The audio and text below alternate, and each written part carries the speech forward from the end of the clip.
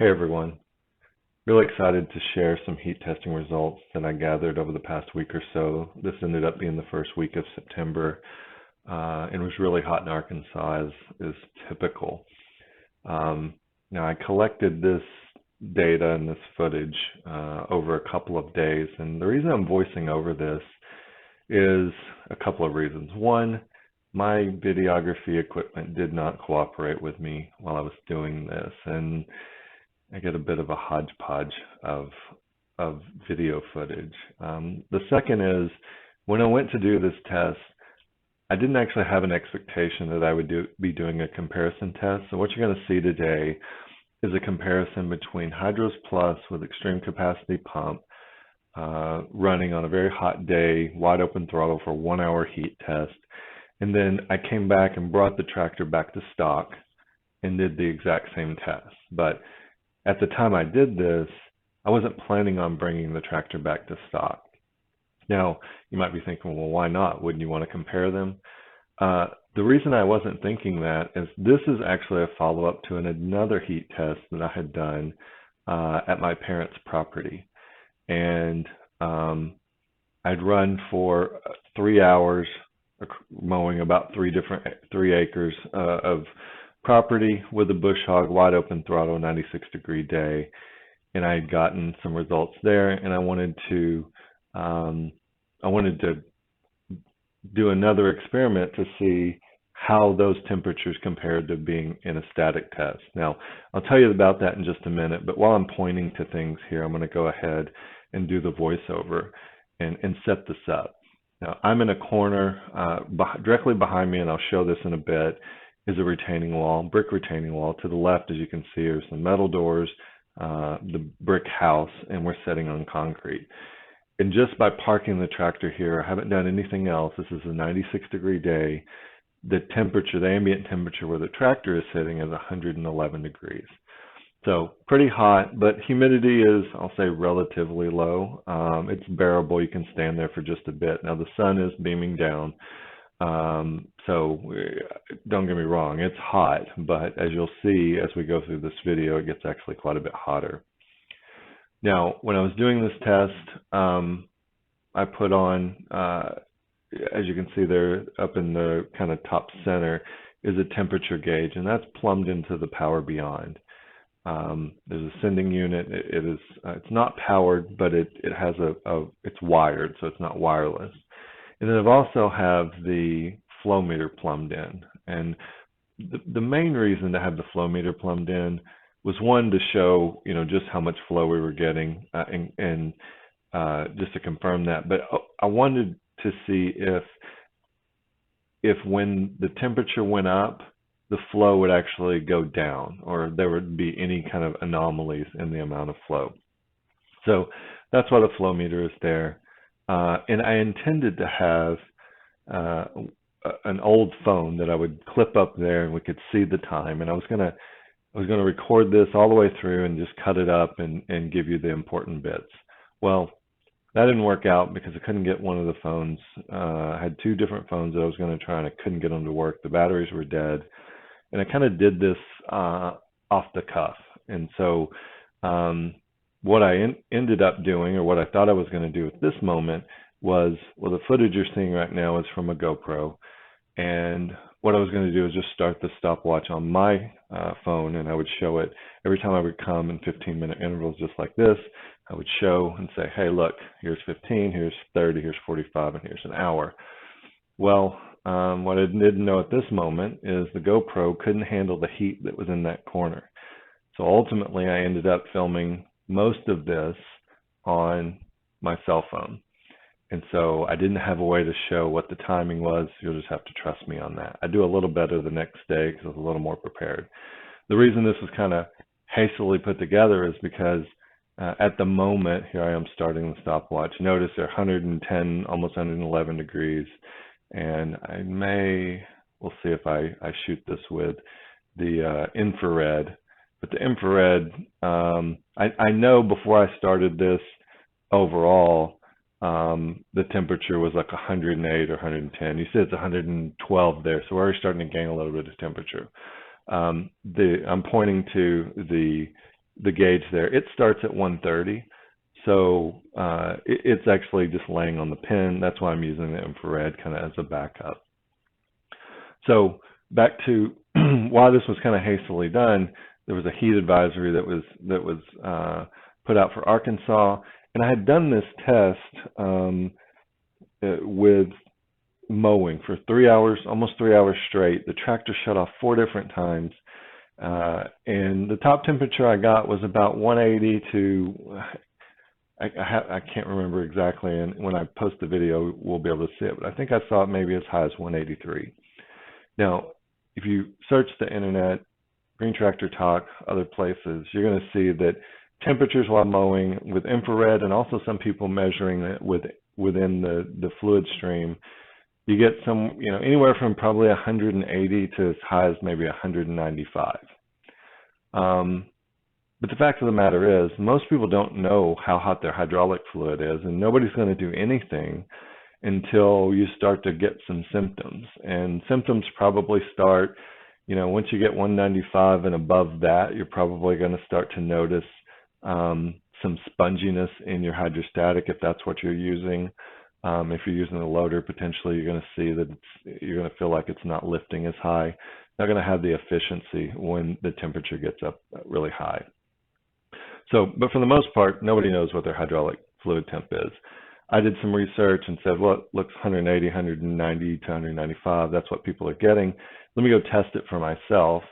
Put HydrosPlus on, ran it for 3 hours, got 180 to 183 degrees on my temperature gauge, as well as the infrared. So when you're shooting this on an infrared on a black surface, on the back of the hydraulic pump, I get degree for degree. So if you're out there and you're wanting to know what your hydraulic fluid temp is, according to what, and you'll see it here, but from my experience, if you'll shoot right on the back of that hydraulic implement pump, you're going to get basically the same temperature as you would with an inline temp gauge at the Power Beyond. Now, there's going to be a little bit of variation across, depending on exactly where you are in the system, but it's going to average out to be pretty close. And we're not talking about needing to know temperatures down to the 10th of a degree. 5-degree chunks is probably fine. Certainly 2 or 3 degree chunks is fine. So, if you shoot the back of the hydraulic pump and it says 180, but the temperature is really 177, that's not a material difference. So last thing I'll say to set this up is the pump that I have on here. I have 2 pumps that I do, that I work with that are extreme capacity pumps. This one is not painted. I have another one that is painted. And I happen to have the painted one on when I was doing the heat test out at my parents' place. I don't remember why exactly I ended up with the unpainted on in this case, but here we are. And unfortunately, the unpainted, I don't really know the science behind it, but the shiny pieces seem to cause some interruption in how the infrared reads. So when we're looking at HydrosPlus, I'm using the infrared. It's 2 and 3 degrees hotter than what the inline temperature gauge is saying. But when we go to the black pump, and this is what I saw as well when I was mowing, it is basically degree for degree. So that's the setup. I know it's quite a bit of a setup, and you don't have a whole lot to look at here, but I think this information is important. We're about to get into some back and forth again. I do the HydrosPlus and then back to stock, HydrosPlus and back to stock, and I'll show you what the results are as we move through those. So real quick, we'll show you the stock setup. I'm just going to confirm and point out a few things, and then we'll get into the actual heat testing. So I didn't actually take the flow divider or the flow meter and the temp gauge off, so those are plumbed in exactly the same. You will notice there that I have the cell phone that I was able to charge overnight right there. I'm pointing out that we're plumbing in, or that we have the flow meter plumbed in. Got our temperature gauge here. And this day was cooler than the first day. So it was a 110, 111 when I started with for the HydrosPlus day, this was a little cooler. You can see this is the wall that's behind me, but you'll notice that it's shaded. And the reason this was later in the day is it happened to be a cool morning with cloud cover. And it was supposed to get to 91 degrees, which is, well, yeah, I think that's what it ended up getting to, 91 ambient temp, but it didn't reach that until in the afternoon. And so I had to wait till it got hot enough. And this was about as hot as it was going to get before things started cooling off from the shade. So this is when I chose to start it. So at 101, so we're 10 degrees less from an ambient temp perspective. So, you know, you'll see as we go through if that makes a difference or not. I'm shooting this, shot it at 108. Now, the previous one, I think I had video where I'd shot it at 108, but it wasn't in that clip. When I started, you know, you saw it at 112. So these are virtually identical. So here we are back. Good grief. I didn't move the GoPro. I don't know why. I was a little bit rattled because I didn't expect the GoPro to go out. This is the first time with the phone. As you'll see, as you saw there was 8 gallons per minute, and I'm all over the place with this phone because I did not intend on holding it. 148 is what it measures with the infrared, but it's actually cooler than that. It's probably 142, 143 on the gauge. You'll see right there in the corner, ambient temp is up about 6 or 7 degrees. But this is shooting 148. So, you know, it's somewhere around 5 degrees higher at this point compared to what the inline was showing. And you'll see that consistently with this particular pump because of the shiny surface. And you'll see it pretty much 1 for 1, degree for degree with the stock setup. Again, that's because the pump is black. So it's 15-minute check-in. Remember, 143, 144 to 117 degrees. Now we're at the 15-minute check-in for stock. And this is when, you know, the first time I was like, whoa, wait a minute. The temperature for stock was about 166. It was just above 165 on the gauge. So 166, 167. And I wasn't expecting this result. I actually was thinking it was going to be about the same, even with the ambient temp difference. 104 degrees. So right now we're more than 10 degrees warmer. We're at the same time, and we're 20 degrees warmer in hydraulic fluid, 3.5 gallons per minute. So I stepped back here, and I'm actually talking to the camera at this point because I was thinking I was going to do this, you know, just kind of I wasn't going to do a voiceover. But yeah, this is the first spot where I was like, huh, that's interesting. Let's see what it does. So back to HydrosPlus. We're at 126 degrees in this corner. It is smoking. I can't stand there for more than a few minutes. But now on the gauge with HydrosPlus, and remember this is the previous day, running 8 gallons per minute, we're about 165 on the gauge, 166. So effectively we're the same temperature at 30 minutes with HydrosPlus as we were with stock at 15 minutes. Surprising, but at these temperatures, that doesn't really matter that much, right?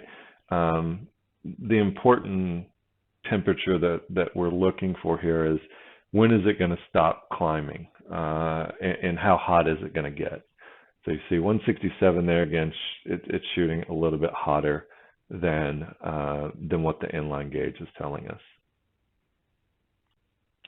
Here we are, 30-minute check-in with stock, 105 degrees. So it's not bad in this corner. We've got shade, so I think that's a big contributor here. And we're basically 178, 179 on the gauge. It's just right before the 180 mark. And this shows 170, 177, 180, 178 and a half. You know, it could be 178, 179. It's, like I said, just right prior to the 180 mark. And, you know, just to mention this, the reason this corner is getting progressively hotter is the engine temp. You know, I don't think that that's just the ambient air temp and the sun temp, but it is very hot in that corner. You can see the tractor at this point with the stock setup is completely in the shade. When we jump back over to the HydrosPlus version, it's in full sun. So here's our 45-minute check-in for HydrosPlus, 133 degrees, and the temp on the gauge was about 175, 176. Now on this particular check-in, I did not have the infrared. I think I carried it into my office and left it in there, so that's something I do pretty often, and I didn't get a reading. It didn't even dawn on me that I didn't get a reading because, again, at this point, I didn't think I was going to do the other test to do the comparison, and I was really just trying to see what is the temperature going to be at wide open throttle just sitting here? No hydrostatic, no PTO, no nothing. Is it going to get to 180 in the same way that it did out mowing, or would it actually get lower at 160? Wasn't sure, so that was the test. So here we are, 45-minute check-in for stock setup, 107 degrees, significantly cooler, 3.5 gallons per minute. That was pretty consistent across, and we're almost at 190, so 188, almost 189. And at this point, we're more than 10 degrees warmer than HydrosPlus. So last check-in with HydrosPlus, we are just above 180. I think it was 181, maybe 182 at the 1 hour mark. So my test is over. I'm shutting it down. And at this point, again, not expecting to do this in a longer video, my guess has been tested. Look, if you run it, even out in the field, as long as you're not opening pressure relief valves, hydrostatic or no, PTO or no, you're basically going to get the same temperature. And I'm saying it that way because this corner is hotter than that field. And then we went to 181 or so.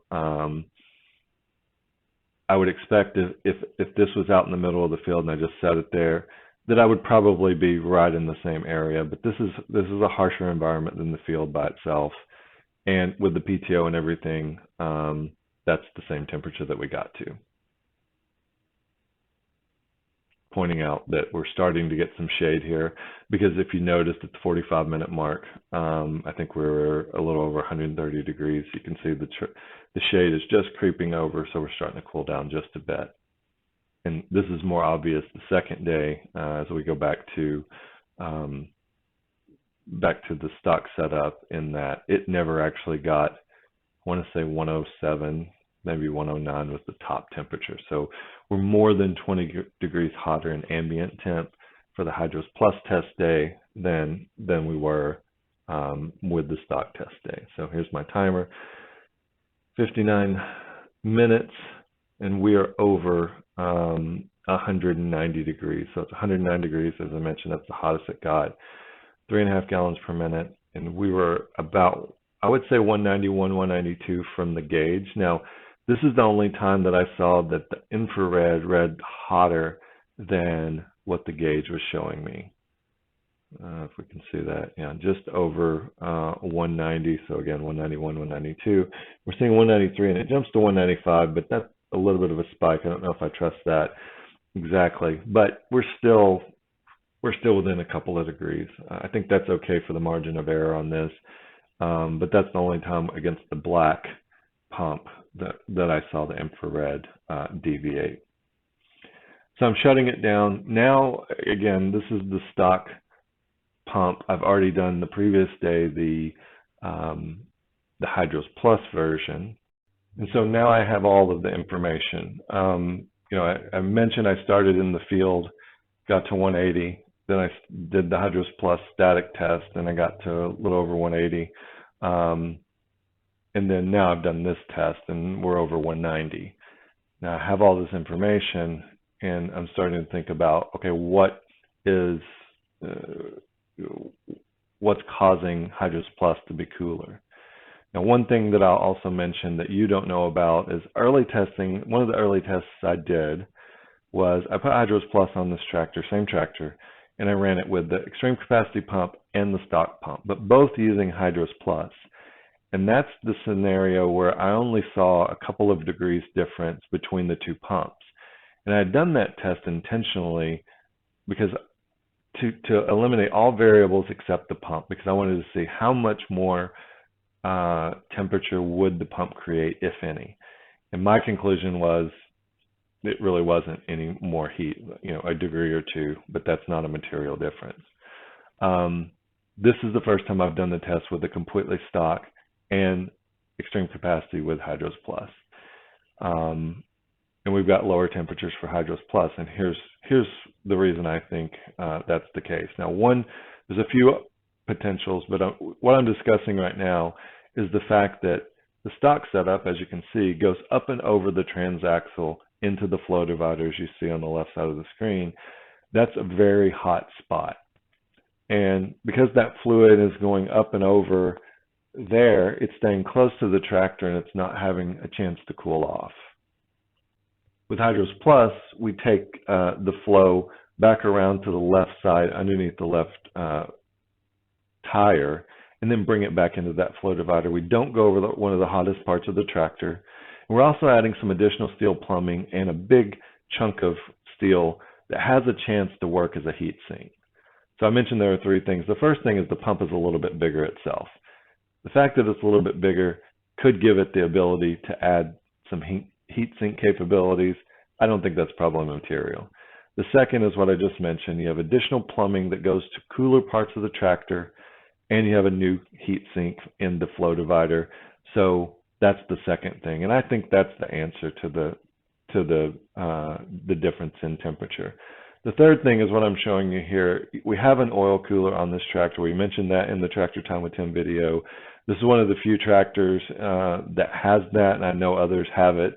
But previously, you just had a fan. You didn't have an oil cooler. And I don't know a lot about this oil cooler. I don't know its capacity.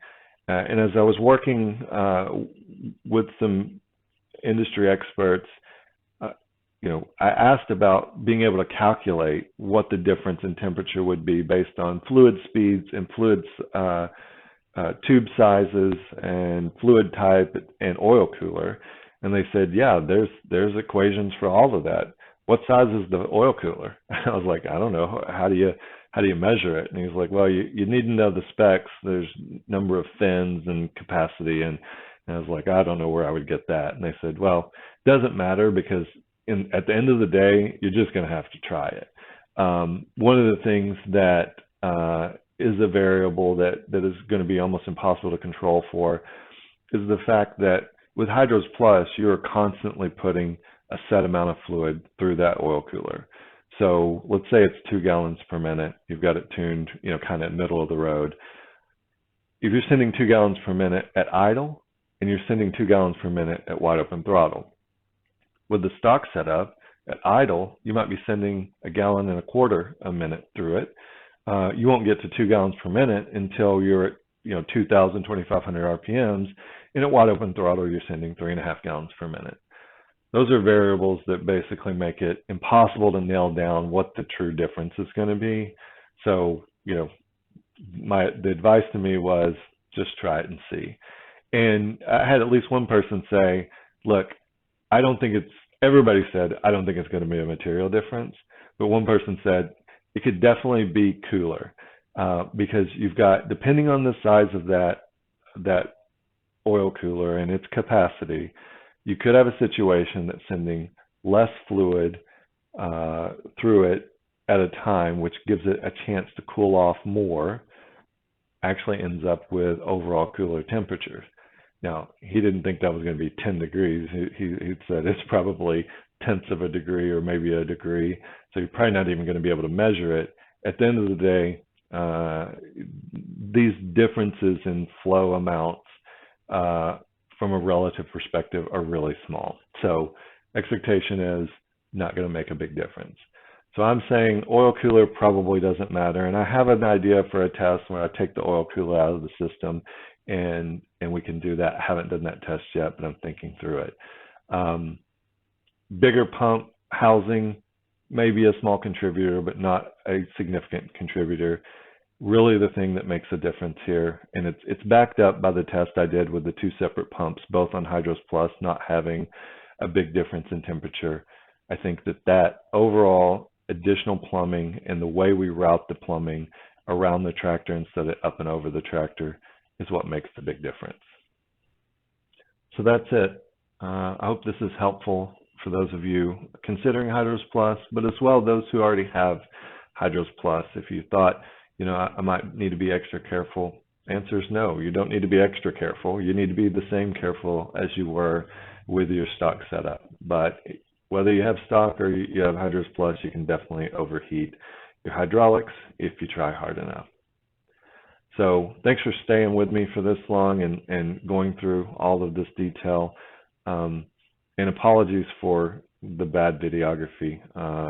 It is what it is, but the data is here for you to see, so you can make the best informed decision for your application. So if you have questions or comments, feel free to leave them below. And thanks for watching.